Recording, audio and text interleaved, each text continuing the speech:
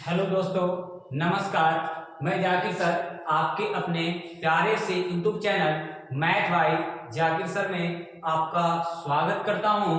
और आज हम लोग क्लास 10th के गणित को पढ़ने वाले हैं। और आज से न्यू बैच शुरू हो गया है और हम आपको क्लास 10th की सभी विषयों की तैयारी कराएंगे। और आज जो आप लोग को यहाँ पे पढ़ाई होगा वो होगा क्लास 10th का मैथमेटिक्स। और आज से कंटिन्यू हम लोग न्यू बैच क्लास 10th का 2025 से 2026 अर्थात करने का मतलब कि जिनको 2026 में एग्जाम देना है वो यहाँ से तैयारी में लग जाइए। और हम आपको अच्छे से क्लास 10th के सभी विषयों की तैयारी कराएंगे, चाहे वो मैथ हो, चाहे साइंस हो, सोशल साइंस हो, हिंदी हो, जितने भी विषय हैं सभी विषयों की तैयारी हम करवाएंगे और वो भी फ्री। ठीक है, तो आज जो हम पढ़ाने वाले हैं वो आज क्लास 10th के गणित का सबसे पहला अध्याय, और सबसे पहला अध्याय का नाम है वास्तविक संख्या। वास्तविक संख्या, जी हाँ, आज हम लोग वास्तविक संख्या के बारे में पढ़ने वाले हैं और जानेंगे कि यह संख्या होता क्या है और संख्या कितने प्रकार के होते हैं। आखिरकार हम लोगों को वास्तविक संख्या ही क्यों पढ़ना है, तो क्लास को ध्यान से आप समझने का प्रयास कीजिए। और आज हम लोग जानेंगे संख्या के बारे में, क्योंकि यहाँ पर जो आप लोग का सबसे पहला क्लास 10th का जो अध्याय है वो है वास्तविक संख्या। देखिए, वास्तविक संख्या की अगर बात करें तो जैसे ही हम लोग बोलते हैं यहाँ पे वास्तविक संख्या, रियल नंबर, वास्तविक संख्या, जिसको इंग्लिश में बोलते हैं रियल नंबर। ये वास्तविक संख्या की अगर बात करें तो वास्तविक संख्या में सबसे पहले ये दिख रहा है संख्या। ये संख्या क्या होता है अर्थात ये नंबर क्या होता है, इसके बारे में हम लोग जानेंगे। तो ध्यान में रखिएगा कि ये जो संख्या होता है ना, संख्या एक प्रकार की संकेत होती है। संख्या एक प्रकार की क्या होती है, संकेत होती है, जो कहीं ना कहीं किसी न किसी मान को दर्शाती है। यानी संख्या जो होती है ना वो किसको दर्शाती है, तो मान को दर्शाती है। तो सबसे पहले अगर वास्तविक संख्या अगर हम लोग पढ़ते हैं तो वास्तविक संख्या से पहले हम लोगों को जानकारी होना चाहिए किसके बारे में, संख्या के बारे में जानकारी होना चाहिए। और संख्या क्या होता है अगर आपसे कोई पूछेगा तो बोलेंगे कि संख्या एक संकेत होता है जो किसी न किसी मान को दर्शाता है। इस बात को याद रखिएगा, संख्या क्या होता है तो बोलेंगे संख्या एक संकेत होती है। संख्या एक संकेत होती है अर्थात नंबर के बारे में पूछा है तो बताएंगे कि नंबर एक संकेत होती है जो किसी न किसी विशेष मान को दर्शाया जाता है। और यही नंबर हम लोगों को करना होता है कि नंबर कितने प्रकार के होते हैं, तो नंबर हम लोगों को 2 प्रकार के होते हैं। और यही से हम लोग जानते हैं कि संख्या कितने प्रकार के होते हैं, तो संख्या 2 प्रकार के होते हैं। एक वास्तविक संख्या, एक वास्तविक संख्या होता है और दूसरा होता है काल्पनिक संख्या। एक वास्तविक संख्या होता है और दूसरा होता है काल्पनिक संख्या। वास्तविक संख्या और काल्पनिक संख्या, वास्तविक संख्या और क्या होता है, काल्पनिक संख्या होता है। और हम लोग को जो पढ़ना है वो अध्याय नंबर 1 अगर गणित की बात कर ले, अध्याय नंबर 1 की बात कर ले गणित की, तो अध्याय 1 में आपको यही पढ़ना है वास्तविक संख्या। तो वास्तविक संख्या से पहले हम लोग किसके बारे में जानना था, तो संख्या के बारे में जानना था।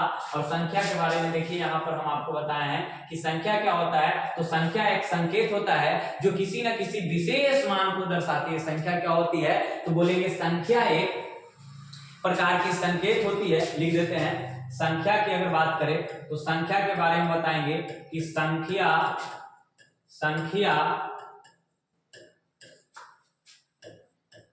एक प्रकार की संकेत होती है, संकेत होती है जो किसी विशेष मान को, जो किसी विशेष मान को दर्शाती है, जो किसी विशेष मान को दर्शाती है। अगर आपसे कोई पूछेगा बताओ नंबर क्या है, तो बोलेंगे नंबर एक प्रकार का संकेत होता है जो किसी विशेष मान को दर्शाता है। नंबर क्या होता है, तो नंबर एक प्रकार की संकेत होती है जो किसी न किसी विशेष मान को दर्शाती है। अब देखो यहां ध्यान से कि इसी के बाद जब हम संख्या के बारे में अगर जान गए तो देखिए यही जो होता है ना, यही नंबर कितने प्रकार के होते हैं, तो दो प्रकार के होते हैं। और ये नंबर दो प्रकार के संख्या अर्थात इसी को इंग्लिश में बोलते हैं नंबर। क्या बोलते हैं, नंबर। अब ध्यान देंगे कि ये जो नंबर होता है ना, नंबर दो तरह का होता है। एक होता है वास्तविक संख्या और दूसरा होता है काल्पनिक संख्या। एक वास्तविक संख्या और दूसरा काल्पनिक संख्या। वास्तविक संख्या को रियल नंबर बोलते हैं और काल्पनिक संख्या को इमेजिनरी नंबर बोलते हैं। और हम लोग का जो अध्याय शुरू होता है वो अध्याय शुरू होता है, हम लोग को कहां से अध्याय शुरू होता है, तो ध्यान दीजिएगा, जो हम लोग का अध्याय शुरू होता है वो अध्याय का नाम है, पहला अध्याय का नाम है वो है वास्तविक संख्या। कौन संख्या, वास्तविक संख्या। वास्तविक संख्या अध्याय का नाम क्या है, वास्तविक संख्या, जिसको इंग्लिश में बोलते हैं रियल नंबर। क्या बोलते हैं, रियल नंबर। वास्तविक संख्या जिसको इंग्लिश में क्या बोलते हैं, रियल नंबर बोलते हैं, रियल नंबर बोलते हैं। और अगर आप ध्यान देंगे तो यहाँ पर सबसे पहले अगर बात कर ले कि इस वास्तविक संख्या में एग्जाम में क्या क्या आने वाला है, तो एग्जाम में यहाँ से ऑब्जेक्टिव सवाल आपको देखने को मिलेंगे। ठीक, ऑब्जेक्टिव सवाल। और अगर बात करें तो 2 अंक का सवाल पूछा जाएगा, लेकिन लॉन्ग सवाल यहाँ पर नहीं पूछा जाएगा, यानी 5 अंक का सवाल नहीं पूछा जाएगा। ऑब्जेक्टिव कहने का मतलब 1 अंक का सवाल आपसे पूछा जाएगा, 1 अंक का भी सवाल पूछा जाएगा, 2 अंक का भी सवाल पूछा जाएगा, लेकिन 5 अंक का सवाल वास्तविक संख्या से नहीं पूछा जाता है। और इस चीज को याद रखिएगा कि यहाँ पर जो आपको ध्यान देना है, 1 अंक का भी बहुत अच्छा सवाल पूछा जाता है यहाँ से, और 2 अंक का भी लगभग कभी कभी 3 सवाल पूछा जाता है, और कभी कभी 4 सवाल और कभी कभी 2 सवाल। ऐसे अगर एवरेज लेके चला जाए तो 2 अंक के लिए लगभग मिला जुला करके यहाँ से 3 सवाल आपको पूछ लिया जाता है। ठीक है, तो ये 2 नंबर और 1 नंबर के लिए अध्याय क्या है, बहुत ज्यादा इंपॉर्टेंट है। और यहाँ पर इसको जितना ही अच्छे ढंग से पढ़ेंगे उतना ही आप क्या करेंगे, एग्जाम का क्वेश्चन अच्छे से सोल्व कर पाएंगे। ठीक है, तो अब जो हम लोग पढ़ेंगे यहाँ से जानेंगे, हम लोग संख्या के बारे में जान गए कि संख्या जो होता है, संख्या एक प्रकार का क्या होता है, तो संकेत होता है जो किसी न किसी विशेष मान को दर्शाती है। संख्या एक प्रकार की संकेत होती है जो किसी न किसी विशेष मान को दर्शाती है। और आपको यह भी पता चल गया कि संख्या 2 प्रकार के होते हैं, पहला वास्तविक संख्या और दूसरा काल्पनिक संख्या। जो हम लोगों को पढ़ना है वो पढ़ना है वास्तविक संख्या। और वास्तविक संख्या में आपको फिक्स आपको पता चल गया कि यहाँ से सिर्फ और सिर्फ ऑब्जेक्टिव सवाल अर्थात 1 अंक का सवाल एग्जाम में पूछेगा और 2 अंक का सवाल पूछेगा। आज तक कभी भी वास्तविक संख्या से 5 अंक का सवाल नहीं पूछा गया है। ठीक है, तो इस चीज को आपको ध्यान रखना है कि यहाँ सिर्फ और सिर्फ इस टॉपिक से जो सवाल आने वाले हैं वो सिर्फ ऑब्जेक्टिव और 2 नंबर का सवाल आने वाले हैं।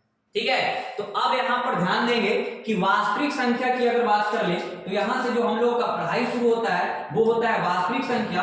और यहाँ पर ध्यान देंगे कि ये वास्तविक संख्या की बात कर ले तो ये वास्तविक संख्या की अगर बात कर ले तो वास्तविक संख्या की बात कर ले तो ये वास्तविक संख्या 2 तरह के होते हैं। एक जो होते हैं वो होते हैं परिमेय संख्या, एक होते हैं परिमेय संख्या, और दूसरा जो होता है वो होता है अपरिमेय संख्या। एक जो होता है परिमेय संख्या और दूसरा जो होता है वो होता है अपरिमेय संख्या। और अगर आगे जब हम लोग बात करते हैं तो ये परिमेय संख्या की अगर बात कर लें तो परिमेय संख्या भी 2 प्रकार के होते हैं, एक भिन्न संख्या, एक भिन्न और दूसरा पूर्णांक। और जब अगर पूर्णांक की बात कर लेते हैं तो पूर्णांक भी 3 प्रकार के होते हैं, एक धनात्मक पूर्णांक और दूसरा जो होते हैं वो होते हैं ऋणात्मक पूर्णांक, और तीसरा जो होते हैं वो होते हैं शून्य पूर्णांक। तो इतना बात आप लोगों को जानना है कि अगर वास्तविक संख्या की बात कर लें तो वास्तविक संख्या के मेंबर में कौन कौन आता है, इस चीज को आपको ध्यान रखना है। तो वास्तविक संख्या की अगर बात करें तो वास्तविक संख्या में सबसे पहले आ जाता है परिमेय संख्या और अपरिमेय संख्या। यानी वास्तविक संख्या दो प्रकार के होते हैं, एक परिमेय संख्या और दूसरा अपरिमेय संख्या। और परिमेय संख्या की बात करें तो ये भी दो तरह का होता है, एक भिन्न संख्या और पूर्णांक संख्या। और पूर्णांक संख्या की बात करें तो यह तीन तरह का होता है, धनात्मक पूर्णांक, ऋणात्मक पूर्णांक और शून्य पूर्णांक। ठीक है, अब हम लोगों को बारी बारी से ये सभी संख्याओं के बारे में जानना होगा। परिमेय संख्या क्या होता है, अपरिमेय संख्या क्या होता है, भिन्न संख्या क्या होता है, पूर्णांक संख्या क्या होता है, धनात्मक पूर्णांक क्या होता है, ऋणात्मक पूर्णांक क्या होता है, शून्य पूर्णांक क्या होता है। ये सभी चीजों को हम लोग क्या करेंगे तो शांति से समझने का प्रयास करेंगे। तो अब थोड़ा सा ध्यान देंगे और सभी संख्या के बारे में यहाँ से क्लियर हो जाएगा। तो सबसे पहले अगर शुरू करते हैं परिमेय संख्या और एक तरफ लिखते हैं अपरिमेय संख्या, तो ध्यान दीजिएगा परिमेय संख्या और इधर जो रहेगा वो रहेगा अपरिमेय संख्या। कि परिमेय संख्या क्या होता है और एक अपरिमेय संख्या। परिमेय संख्या को समझेंगे और एक अपरिमेय संख्या को समझेंगे।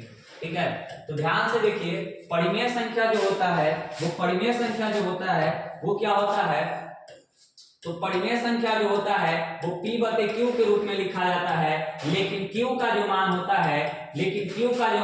है कभी भी 0 के बराबर नहीं होता है। लेकिन यही अगर अपरिमेय संख्या की बात करें तो ये P/Q के रूप में नहीं होता है, P/Q के रूप में नहीं होता है। अगर दूसरा बात करें तो जो परिमेय संख्या होता है इसका वर्गमूल पूरा निकलता है। लेकिन अगर बात करें अपरिमेय संख्या तो अपरिमेय संख्या का पूरा वर्गमूल नहीं निकलता है। तो आप ध्यान देंगे कि परिमेय संख्या जब भी आएगा तो इस चीज को ध्यान दीजिएगा कि वो P/Q के रूप में लिखा हुआ रहेगा, मतलब अंश बटे हर के रूप में। इसको हम लोग अंश बोल सकते हैं और इसको हम लोग क्या बोल सकते हैं, तो इसको हम लोग हर बोल सकते हैं। यानी अंश बटे हर के रूप में परिमेय संख्या रहता है, लेकिन हर का मान कभी भी 0 के बराबर नहीं होता है। इस बात को आपको ध्यान में रखना है परिमेय संख्या के लिए। कौन सी संख्या के लिए, परिमेय संख्या के लिए।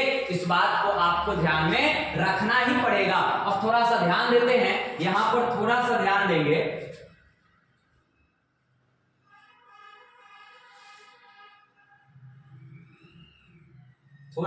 देंगे। परिमेय और अपरिमेय में किसका किसका वर्गमूल निकलता है और किसका वर्गमूल नहीं निकलता है। तो देखिए कुछ बात लिख रहे हैं, रूट 1 जिसको 1 बोलते हैं, रूट 4 जिसको 2 बोलते हैं, रूट 9 3, ऐसे करके आपको याद कर लेना है।